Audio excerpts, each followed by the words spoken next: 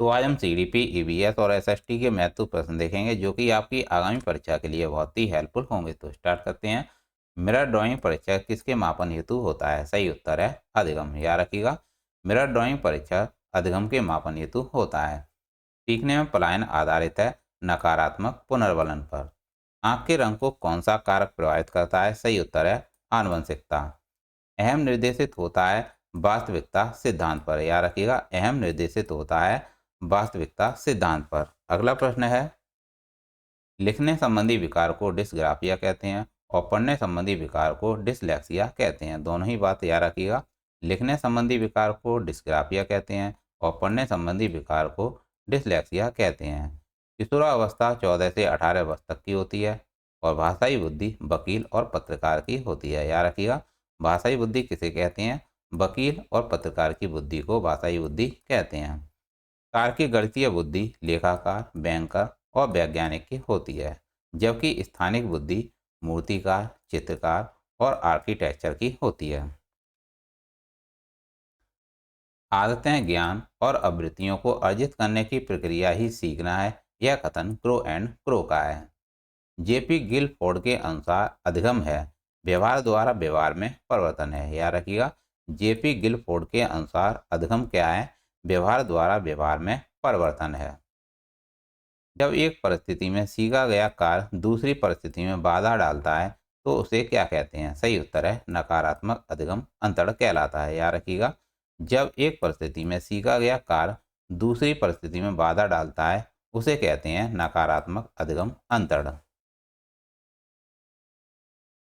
अधिगम स्थानांतरण के सामान्यीकरण के सिद्धांत का प्रतिपादन किस मनोवैज्ञानिक ने किया है? सही उत्तर है C.H. जुड। याद रखिएगा, अधिगम स्थानांतरण के सामान्यीकरण के सिद्धांत का प्रतिपादन C.H. जुड ने किया है। समान तथ्यों का सिद्धांत थॉर्नडाइक ने दिया है। किसने दिया है? थॉर्नडाइक ने दिया है।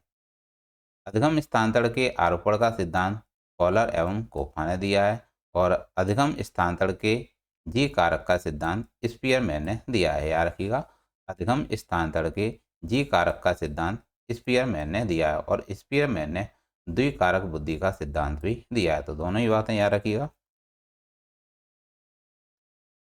ब्रूनर का अधिगम की अवस्थाएं। ब्रूनर की अधिगम की अवस्थाएं कितनी हैं? 3 है, क्रियात्मक, दर्पण और प्रतीकात्मक। याद रखिएगा, जीरोम ब्रूनर ने अधिगम की 3 अवस्थाएं बताई हैं, क्रियात्मक, दर्पण और प्रतीकात्मक। अनुभवजन्य अधिगम सिद्धांत के प्रवर्तक कौन हैं? कार्ल रोजर्स हैं। याद रखिएगा, अनुभवजन्य अधिगम सिद्धांत के प्रवर्तक कार्ल रोजर्स हैं। सामाजिक अधिगम सिद्धांत की अवस्थाएं 4 हैं और यह अवस्थाएं किसने दी हैं? अल्बर्ट बंडूरा ने दी हैं। याद रखिएगा, सामाजिक अधिगम का सिद्धांत किसने दिया है? अल्बर्ट बंडूरा ने दिया है और ये 4 अवस्थाएं हैं, अवधान, धारण, पुनः उत्पादन और प्रेरक। अगला प्रश्न है, अनुबंधन का कौन सा प्रकार उद्दीपकों के साथ साथ घटित होने पर आधारित न रहकर व्यवहार के परिणामों के प्रभाव पर निर्भर होता है? तो क्या कहते हैं इसे? क्रिया प्रसूत अनुबंधन कहते हैं। याद रखिएगा, अनुबंधन का कौन सा प्रकार उद्दीपकों के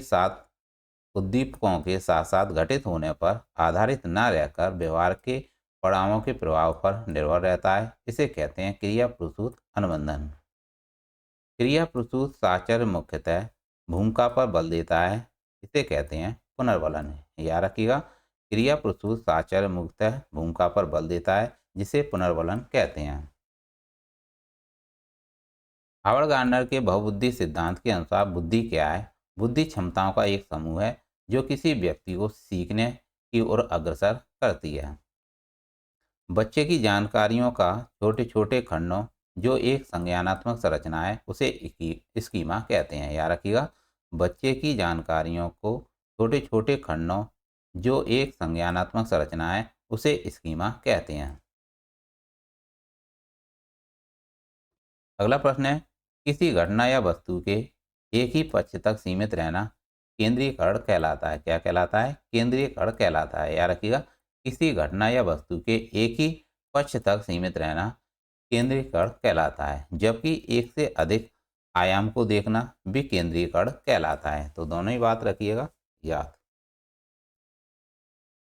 इसके अनुसार प्रेरणा सीखने के लिए राजमार्ग है? सही उत्तर है स्किनर।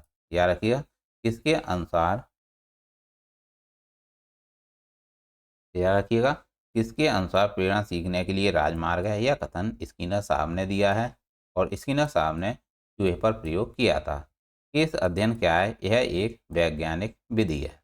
क्रिया प्रसूत साचर्य मुख्यतः भूमिका पर बल देता है, जिसे पुनर्वलन कहते हैं। याद रखिएगा। क्रिया प्रसूत साचर्य मुख्यतः भूमिका पर बल देता है, जिसे पुनर्वलन कहते हैं। जल के आयतन के आधार पर विश्व की सबसे बड़ी नदी कौन सी है? अमेजन नदी है। कौन सी नदी भ्रंश घाटी से होकर बहती है? सही उत्तर है वोल्गा नदी। वोल्गा नदी कहाँ गिरती है? सही उत्तर है कैस्पियन सागर में गिरती है। किस सभ्यता को नील नदी का वरदान कहते हैं? सही उत्तर है मिस्र की सभ्यता को कहते हैं। याद रखिएगा, पूछा गया आपसे किस सभ्यता को नील नदी का वरदान कहते हैं? सही उत्तर है मिस्र की सभ्यता। अंग्रेजी शासन का प्रभाव किस क्षेत्र में अधिक पड़ा? सही उत्तर है आर्थिक क्षेत्र में पड़ा। गोद प्रथा पर प्रतिबंध लगाने वाला गवर्नर जनरल कौन था? डलहौजी था। याद रखिएगा, गोद प्रथा पर प्रतिबंध लगाने वाला गवर्नर जनरल डलहौजी था। पंजाब के राजा रणजीत सिंह की राजधानी कहाँ थी? सही उत्तर है लाहौर में थी। भारत में सहायक संधि का सहायक कौन था? डुप्ले था। याद रखिएगा, भारत में सहायक संधि का सहायक डुप्ले था। सैनिक संगठन खालसा दल की स्थापना किसने की? सही उत्तर है कपूर सिंह। याद रखिएगा, कपूर सिंह ने खालसा दल की स्थापना की थी। भारत के समुद्री मार्ग की खोज किसने की थी? वास्को डिगामा ने की थी, जो कि पुर्तगाल का निवासी था। कहाँ का था? कहाँ का रहने वाला था? पुर्तगाल का रहने वाला था।